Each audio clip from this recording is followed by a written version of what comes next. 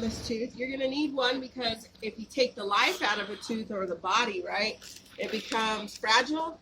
So we're going to have to restore it with a crown to make it solid again because we have no pulp, so it'll just brittle or break. So if you do an extraction on a root canal tooth, it crumbles. Once you grab it with the forceps and pull it out, it kind of crumbles in your hand. Like taking the lead out of a pencil. When the lead's gone, the pencil's going to break really easily.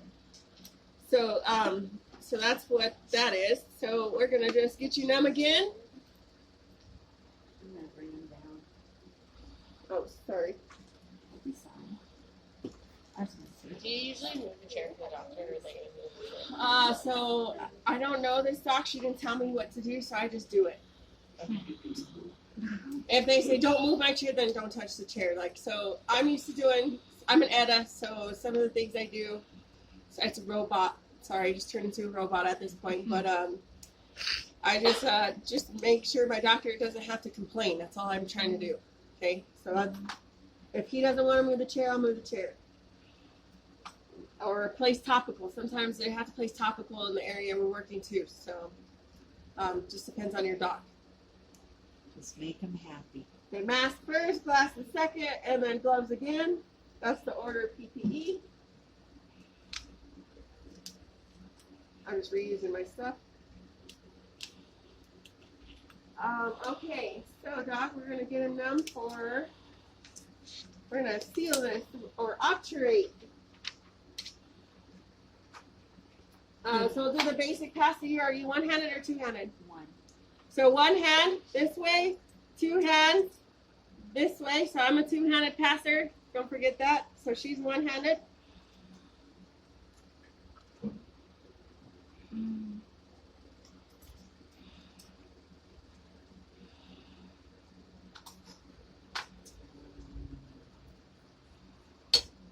Usually I have to sit there for a while.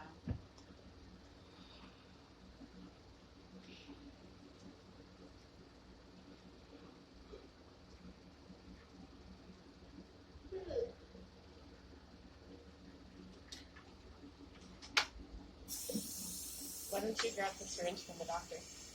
Because he already poked somebody. So it'll hurt, yeah, and then he could poke me. So let's talk about, we don't go over this much, but HVE versus saliva ejector. Full mouth rinse, 1, 2. Difference between that, okay? Don't forget the HVE also has a backside. Anytime I enter the mouth, that's going to be down. My bevel's going to be up. So full mouth rinse after the anesthetic. Make sure you rinse that. What's the topical? And the anesthetic doesn't taste very good. It can drip. It's not a very good flavor. Gross. Okay, did somebody give me a posterior clamp? Okay, there we go. So she had a question on how you put on posterior. So we're still working on 11, but 11 is going to be posterior too. Just so you guys can see how we put this one on, okay? What does that mean? Clamp first. Always clamp first. Who needs to get up? Oh, so what was that? Clean up my bell? Yeah. I always think somebody's sleeping. Get up. So, Okay. clamp first on posterior. On posterior, it's clamp first. And don't forget that 2016 OSHA regulated that we put floss on our bow. So I'm going to bow it because it goes in the back.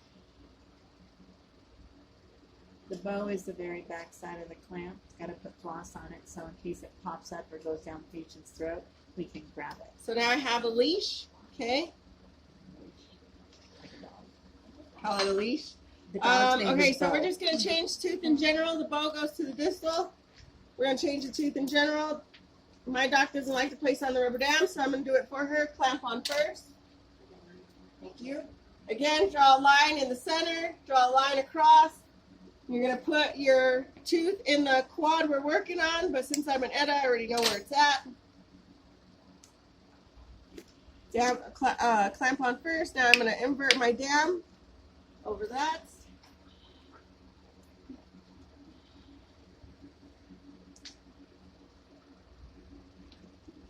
Frame him. So some offices have napkins that are the same shape as the rubber dam that the doctor likes to put down first because sometimes they salivate and get wet. What's so. in to help invert the dam over the clamp?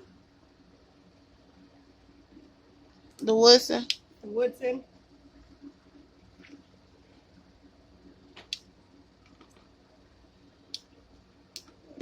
There we go. Now we got our clamp shown. Like that. 1, 2. Okay. That's what it looks like. Okay. The cheek is not like Predator. The cheek is like ours.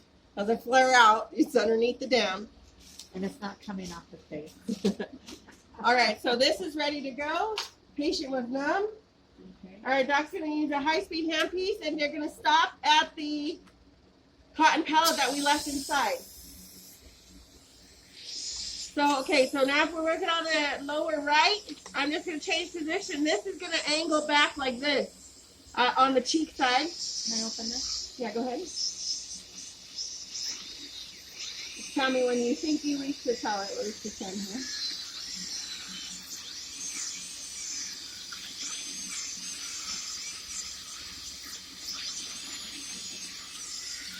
Down there. Okay. So we're at the cotton pallet. Your first step is to pass the endodontic explorer just in case the whole cotton pallet didn't come out. That's what she's fishing for. I'm going to protect my hand because that's, remember, disease stuff that's inside that tube. All right, now we're going to go to our files. Remember, we're on tube number 11, 18 millimeters. Get our file, but before I pass it to the doc, I'm going to make sure that I have these on, or all of them. So I have white, yellow, red, blue, green, black. Okay. Again, probably going to want RC prep. Let's start at 25. You start at 25? Okay.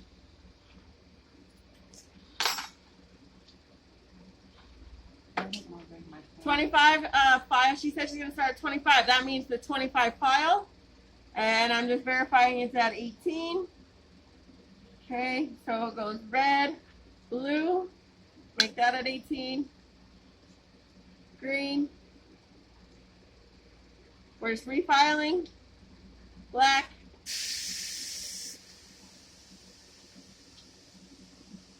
This one's a little bit faster than the other one because we already have our measurements. Interrogate. Okay. I always say practice the one hand fill because you're filling this. This is getting reception.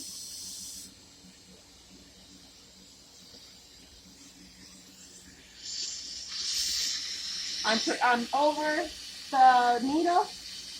I'm blocking it. Okay. I'm going to go back to 30. Go back to 30. That's fine. Okay. I'm going to get my gutta percha ready. Okay. So let's go ahead and dry it. Okay.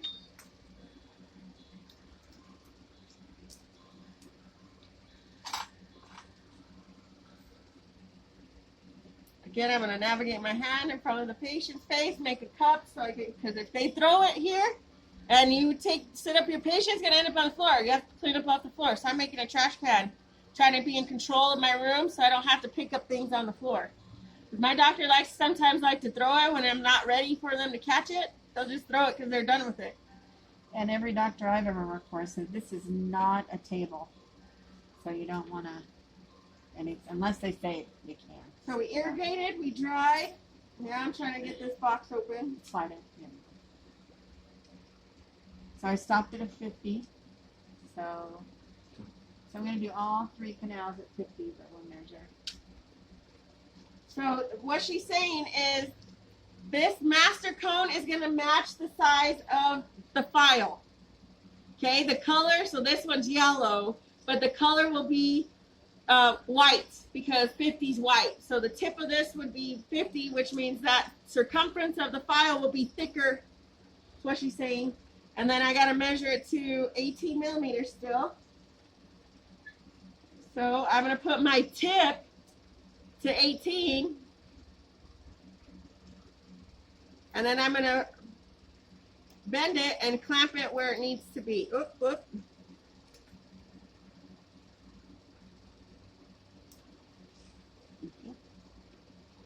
With the molar, we're changed to a molar tooth. We're going to put this master cone in each canal. So the molars have 2, so we'll probably have 2 of those master cones. And since we're technically working on 11, we're just deviating a little bit. It's 1. So 1 canal, 1 master cone. 2 canals, 2 master cones. 3 canals, so on and so forth, okay? You ready to take an X-ray? So we're going to take an X-ray now. Again, you can turn this device either vertical or horizontal. So this is the way I'm going to take the picture, horizontally. Just removing the dam. Again, I don't want to disrupt that file that's inside the tooth because it's at the mark that we want. Put that in, right down, our fake little, took our picture. Make our patient comfortable, probably wiping his face because he's got saliva everywhere. We're going to frame it.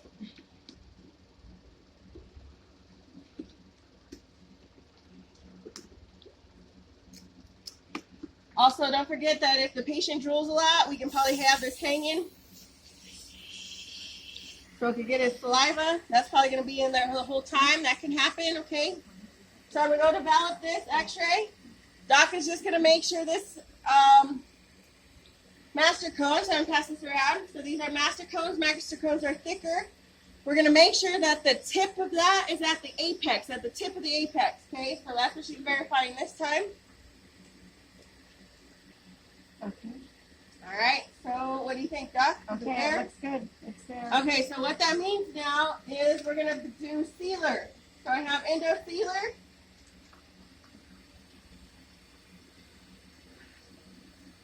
I'm going to put little tiny dots here.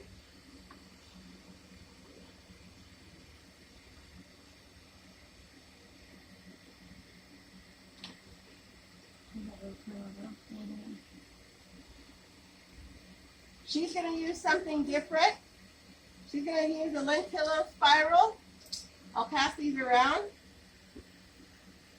You can pull them out, touch them. This looks like a spiral. She's going to put this with sealer material there. So how am I going to get that in there with the master cone? Okay, so first I'm going to pass this.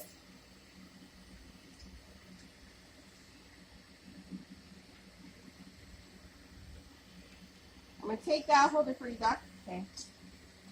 The lentillo. It's right there, the yellow. And I'm going to mix my sealer material. And I'm going to do this really quick while she loads that. No. Let it go. What? Thank you, Brittany.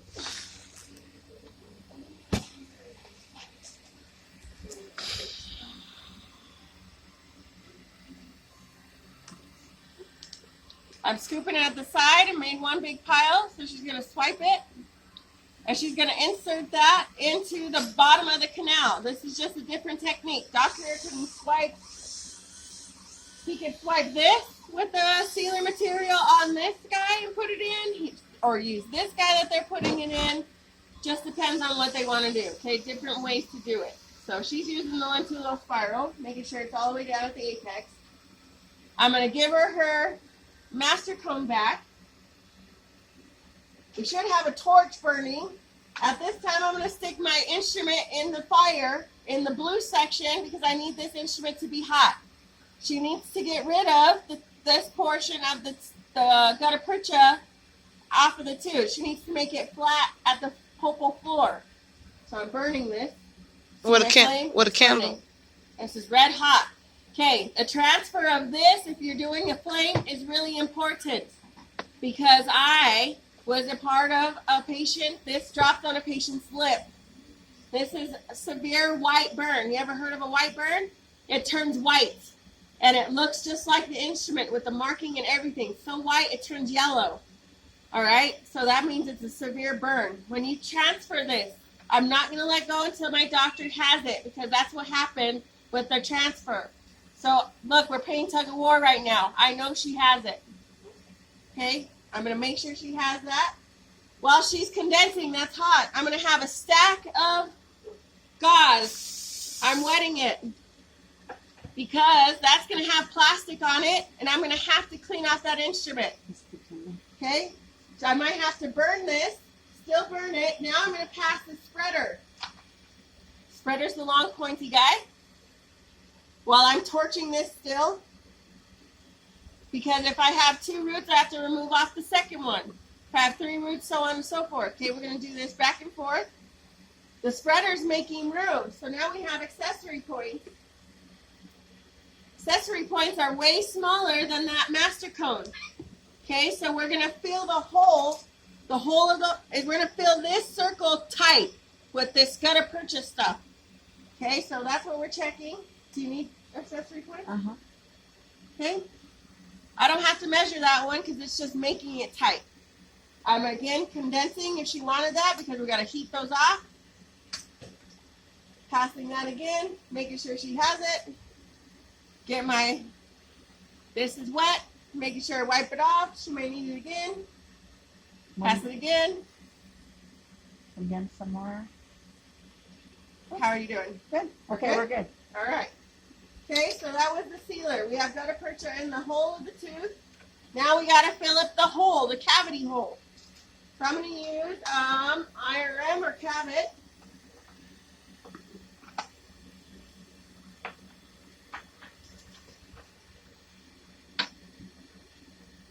Like, where did that go?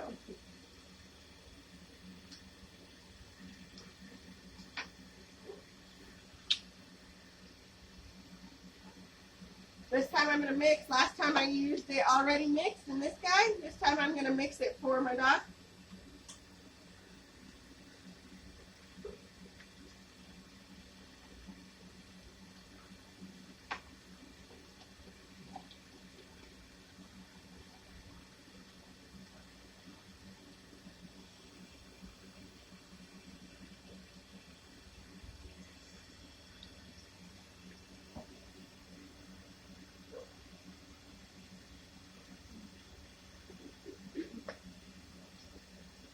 What do you guys think of root canal so far? Huh? What do you think of root canal so far? No? They're all shaking their head now. A lot. It's a lot. You'll get it. All right, we're crumbling.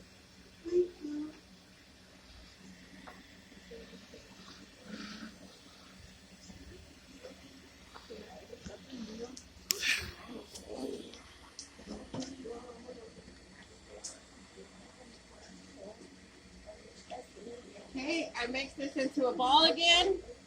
I'm gonna put it on my Woodson. It fell. We're pretending.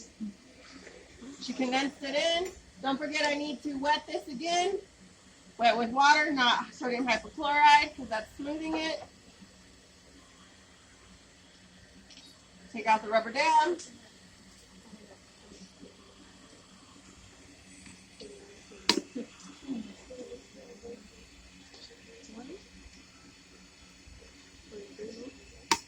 Really?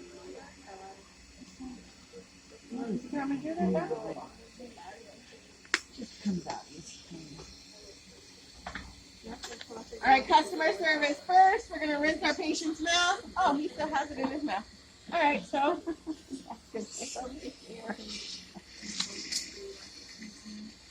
Got to make your customer happy first before you can continue because he just had that rubber dam on There's no for. saliva in there. Yeah, he's tired of tasting the saliva. Okay, so we're gonna check if we have an MO or a DO, which means a class 2. We're gonna check our contacts.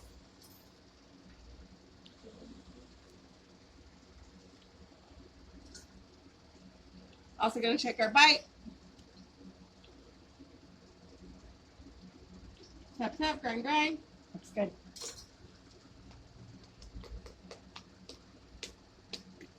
We're good? All right. Post-op. Again, nothing sticky, nothing hard. If they're on a lower, so we did an upper, we didn't have to mention that he's going to be numb and he can't bite his cheek because it's going to be numb 2 to 4 hours either way, right? But since we're on a lower, it numbs the quad. So half the tongue, half the cheek are numb. So this appointment, we're going to tell them, no, do not eat steak or salad. Why? Because they chew and grind and might catch their cheek or their tongue. While they're numb, they could bite it off. Okay, so careful not to eat anything you can bite your tongue or your cheek. Nothing sticky, nothing hard because of our temporary filling, because they could pull it out or break it. Okay, so nothing sticky, nothing hard. You can clean as normal. Make sure you floss later today because you might remove a little bit more debris in there.